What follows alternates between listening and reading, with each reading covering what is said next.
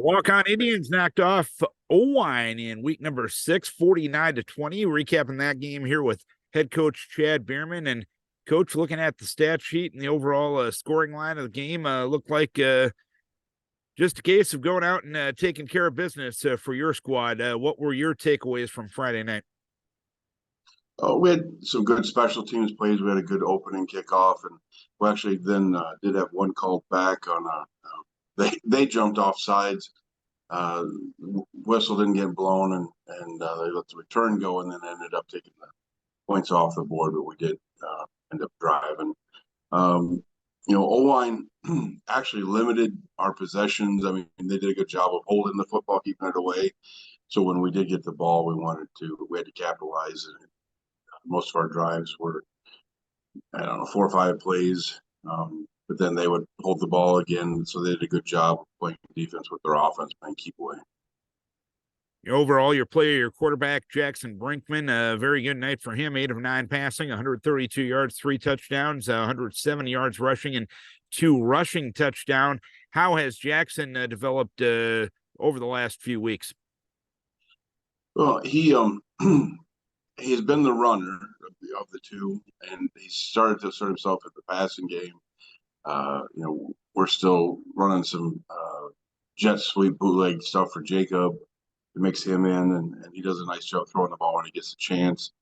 We didn't do a great job protecting when he did get an opportunity, but Jackson is clearly a dual threat quarterback. He does a nice job running the ball, and then he's getting better at finding open receivers and making the throws he needs to make. Another junior stepping up nicely last week, Carson Hager, 4 catches, 67 yards, 2 touchdowns. What's caused him to emerge as of late?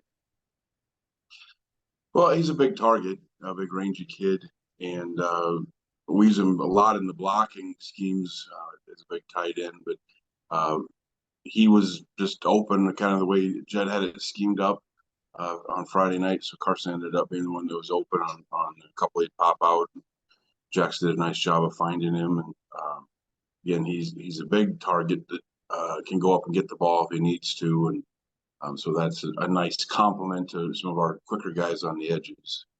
You mentioned you made some nice plays in the special teams. You also got a defensive touchdown and a couple of takeaways last week.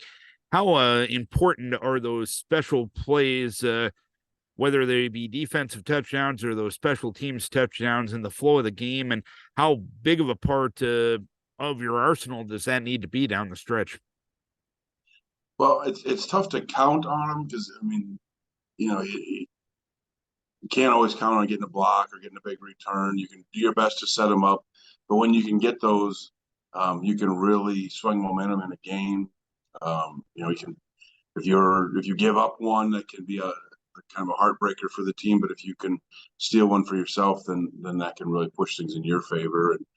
And so you just got to keep working on it. When we work we have special teams parades during every practice where we're trying to get something accomplished and set up returns or blocks. And sometimes they work better than others. Sometimes you think it's going to work well and it doesn't. But we had it kind of clicked pretty well for the kids the other night. So.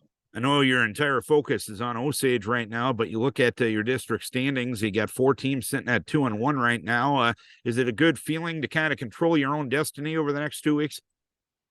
It really is. I mean, we walked off the game Friday not knowing the results of the scores, from the other games at that point, and thinking, pretty sure we were going to be in the playoffs.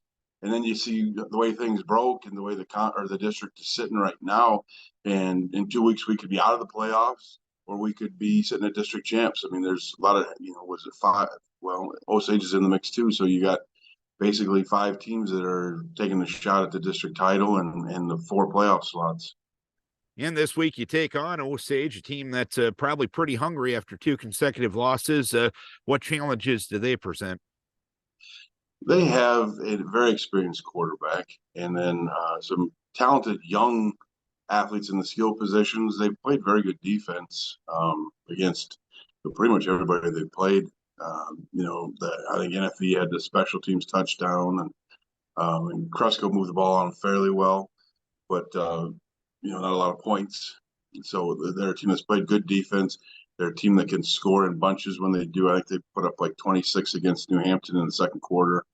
So you just got to be alert.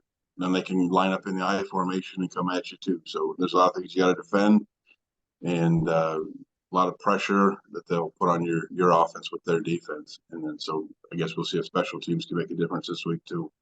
All right, Coach. Hopefully you can keep the winning ways going. Keep your kids healthy. We wish you best of luck. Thank you. Chad Beermann, head coach of the Walk-On Indians and Green Devils this week.